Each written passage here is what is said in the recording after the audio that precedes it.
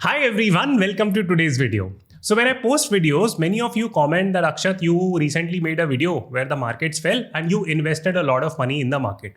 Few months ago also, I was checking your videos, you were still investing a lot. We checked your videos 6 months ago also, you were investing a lot. So how is it that you are able to invest so much money in the stock market and other investment instrument?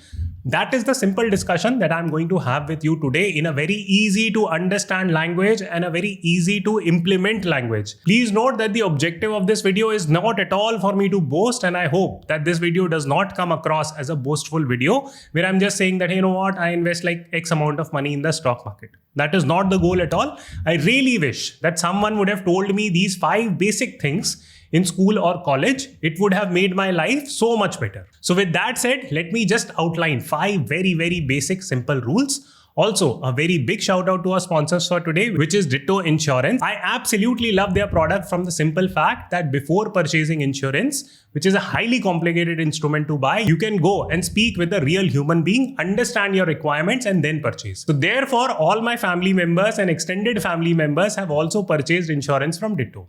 So let's get the video started. Rule number 1 of investing more money in the stock market is that your earning potential should be really high. Very commonsensical thing that of course if your salary is 1 crore, 2 crore, 5 crore, 10 crore, then of course you will get to invest more money in the stock market. This is fairly commonsensical and I have not said something great here. But the important point that I will tell you, and I really hope that you will note down this point, that your earning potential can be broken down into a mathematical formula. And it comprises of 2 variables. One is skill and the time. So essentially, when you go and do a job, what are you doing? You have certain skills. For example, you could be a management consultant or a programmer and you're going and spending time in office. So combination of these 2 variables allow you to make certain amount of money. Now, if you pick up this formula and bifurcate it more, you can simply reach the conclusion that if you have more than one skills and you are able to invest time on it, then essentially you can create multiple sources of income. So this is the simple logic and mathematical formula that you need to remember in terms of improving your earning potential. Now, how am I applying this in my life? So I can give a 30-minute talk on this, but to cut the entire long story short, let me pick a nuanced example from my own life. For example, one of the key skills that I feel that I have is writing. So I've been trained as a professional writer. In the past, I used to be a speech writer for a minister. Then I worked on a venture where I supported applicants to apply to schools like Harvard, Stanford, and a bunch of other top schools that allowed me to leverage my writing skills to make money. So what am I going to do next? So currently I'm working on a book. Again, the skill required to become an author is writing. So I'll be able to create an income stream from that. Will it be a big income stream and am I becoming an author just to make more money? The answer is no. But what I'm trying to tell you is that if you cultivate a skill, for example, in my case, I cultivated writing as a skill. It allowed me to create a business. It allowed me to undertake a job. It is allowing me to become an author. So this is a skill that I've cultivated over time. Now, let me give you another related example that one of my key skills is investing. So I invest a lot of money and I've been doing it for a while now. So I keep on reading reports, analyzing businesses and bunch of other different things, which has allowed me to hone a skill which is called as investing. So I started teaching these skills to other also. I started investing in stock markets also. I started investing in startups also. This skill of investing allowed me to make multiple income streams. Now, the important point to note is that in a day, you will not have infinite time. It's not as if that because you have 5 skills, you will be able to create like 5 different sources of income and spend time actively on all those 5 things. So what I'm trying to do is that I'm trying to automate my businesses. Now, what do I mean by automating my businesses? For example, my skill is writing. I write a book, I give it to the publisher, do a little bit of marketing, and that income stream is done. So this is called as automation. So in order to improve my earning potential, what is it that I kept in mind? I kept in mind 2 things that, hey, I have really good skills and I'm investing the least possible time monetizing those skills. So please remember these 2 things and contextualize it and tell me in the comment box, how are you contextualizing it in your own life? So this is a rough roadmap that you can follow. So let's move on to the second point. Now, the second key thing that you need to do in order to invest more is that you must earn a lot more compared to your spending. So we already spoke about the point regarding earning more, improving your earning potential. So let us focus on the spending part, that how you can bring it down. So 3 key tips here. Number 1 tip is that you must divide your expenses in terms of a hierarchy. Needs, wants, desires. Needs could be that you need to pay your rent, you need to send your kid to a school. School fee would be a need. You need to undertake expenses in terms of running your household. So these are needs. Wants is that something that you want to do. It's not as if that you absolutely need to do it, but you do it for your own pleasure. It could be that, for example, so I like to play guitar, so I take music lessons. So that's a want. Desires are more like discretionary spending. So a classic example would be that you have Netflix also, you have Amazon Prime also, and you have 5 other OTT subscriptions. Now, do you really need 5 subscription services? The answer probably is no. These are discretionary spending. Now try to cut out desires as much as you can. So this brings your spending down. Now I'm not saying, please don't confuse this with the fact that I'm asking you to give up all your OTT subscriptions. But ask yourself, why do you need 5 OTT subscriptions? That's the simple exercise that you need to do it yourself. Now, if you feel that you absolutely need 5 subscription services, then it's fine, but be a little bit mindful. So this is the first key tip. Second is that please avoid impulse buying. Now, impulse buying simply means that you're going to a retail store. You don't have a list what you want. You're just aimlessly roaming around in a retail store. You end up picking stuff. You buy like packet of chips also, you buy biscuits also, and 100 different things. That is impulse buying. A better approach would have been that before leaving your house, just make a list of items that you need. Go to a retail store. It will help you save time also. It will help you save money also. Third, and the most important point is that you need to be in a position of being a minimalist. If you own 30 credit cards, then inadvertently, the word of the day today is inadvertently. Let me know what does that mean. So inadvertently, you will end up using a lot of credit because someday you will be getting cash back on HDFC card. Someday you will be getting cash back on ICICI card. So you'll maintain all those cards, undertake a lot of expense. You might feel that you are saving a lot of money, but you technically are not. You are being psychologically programmed to spending money. Now I've made separate videos on credit cards, so I'll not go into the details here. But the important point is that please understand that you need to put yourself in a position of curated minimalism. Now, what does that mean? So I'd written a post on LinkedIn which went viral and which was about my spending habits. So for example, whenever summertime starts, I will go and buy certain number of t-shirts. Similarly, whenever winter starts, I will go and buy certain number of basic hoodies and I will use it. So I have a very clear understanding of what I need to survive those winters or summers in terms of clothing. And I do not end up purchasing things on an impulse. So far, what you have done is that you have been able to improve your earning potential and you have cut down your spending. So if you execute these 2 things also, so it allows you to invest a lot. Now comes the third very important point that especially when we are starting out, we will look to maximize our return. We will wait for the markets to correct, only then I will enter. Or if you're already confident that, okay, let me go and invest my money, you would not know where to invest, which asset will be the best. And you will just end up waiting. And that is really bad scenario for you.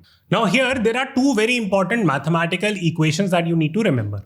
The first key thing that you need to remember is that currently the rate of inflation is much higher than the savings rate.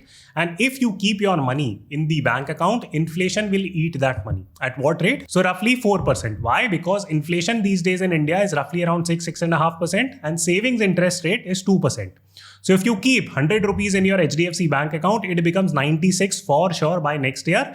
In real terms, will this situation forever persist? Most likely answer is that it will definitely persist for a very long period of time and therefore you need to invest. You don't even have an option there. Otherwise, you are working your way towards poverty. So now comes the next question that Akshat, I don't know enough about investing. What should I do? So number 1, you should learn about investing. But meanwhile, don't just keep on waiting. There are easy investment instruments. For example, passive mutual fund is one. You can go and invest your money via passive mutual funds. Mutual funds are fine. Go and invest your money. It's not end of the world. It's fine. You will not be maximizing your return. That is also completely okay. Go and invest via small cases. All these things are fine. You're losing money little bit in terms of commissions, but at the end of the day, you are at least avoiding this situation where your money is turning negative. Now you'll say, okay, I'll do FDs, fixed deposits. Fixed deposits are also fine, but they give you close to 0% return. That's the problem. So your wealth does not grow. Right now, in fact, FDs are losing money. A situation might come when FDs are giving you little bit of returns, but they are likely to stay around 0% real returns. Now comes the fourth important point about investing a lot of money in the stock market. You need to start from bottom up. Now, bottom up approach simply means that once you have created a little bit of safety net, whatever does not form a part of that safety net, you can literally go and invest that money. Think about it this way, and here there are 2 things that you need to do. One is that you need to have an emergency fund, which usually is 6 to 12 times of your monthly income. If you are making 1 lakh rupee, then emergency fund should be between 6 to 12 lakhs. Once you have that fixed, Don't try to invest, just do like a basic fixed deposit on it. It's fine, it's not end of the world. Now, whatever money is left after your emergency fund and life and health insurance purchases, you just go and invest it without fear. This brings us to the concept of holding power. Now, many a time people panic and sell their stocks. Why? Because they have tied even their emergency funds into the stock market. And when they see the stock market tanking, that it has fallen by 5%, 7%, they will start panicking and withdrawing money. So that situation should not arise. If you have zero holding power in the stock market, you are not going to make money as a retail investor. So therefore, this concept of safety net is super important. You must understand that health insurance, life insurance, and emergency funds are basic things that you need to take care of. Whatever is left is something that you should be investing. Again, you can go and speak with insurance experts from Ditto. They will help you understand the health and life insurance planning better, and you will be able to pick an optimal plan with their help. Now comes the final point, which is that you must live frugally and you must have money which is liquid money. Now, this is a very, very important point because many a times people end up investing in assets, for example, real estate, where all their money gets tied up. In fact, if you go and do a basic survey about the investing habits of young people, you will figure out that many working class professionals do not invest in anything. They only invest in a house by taking an EMI. So in technical terms, this is negative diversification, that you have an investment portfolio where there is only one asset, which is real estate. All your money is tied into it, and all the money that you might be making in the future is also tied to it. So this is a really bad way of investing. Why? Because here your investment is not liquid. What is meant by liquid investing? For example, in 2020, COVID crisis hit and people had to bear a lot of medical expenses. If you did not have insurance and if you had to undertake those expenses on your own, and if your money is tied into a house, you will have to undertake something called as distressed sale. Now, distressed sales means what? It simply means that if your house, you purchased it at 3 crore, you might have to distressed sell it at 1.5 crores just because you have such a massive need for money at that juncture. This happens with people who have no liquidity. So please focus on liquidity, because even if you go and execute all the 4 above points, you might witness a situation. If you don't have liquid money, you will have to sell really important assets in your life in a distressed format. That will be really bad for your financial well-being. So 5 important things that we studied today. So number 1, you must improve your earning potential. Use the formula earning potential is equal to skill into time, and you keep on expanding it, improve your skills and figure out a way to automate things. That will lower the time component. Number 2, your earning should be much higher than your spending. Figure out a way to lower your expenses, categorize it, put yourself in a situation where you're thoughtfully spending your money and are not undertaking impulse buying. Third, even if you don't know how to invest, do invest. There are simple investment instruments. Pick safe instruments like mutual funds, passive funds, small cases, and go and invest. Because if you don't invest, inflation will eat into your money quite aggressively. Fourth, create a safety net. Once your safety net is created, move towards investing. It gives you confidence, it gives you holding power. Fifth and finally, please keep a large chunk of your money liquid. Do not invest in things where your money gets tied up, where you have to undertake distressed selling. So I hope you enjoyed this simple and useful video. Share it with your friends and please press the like button. I will see you tomorrow.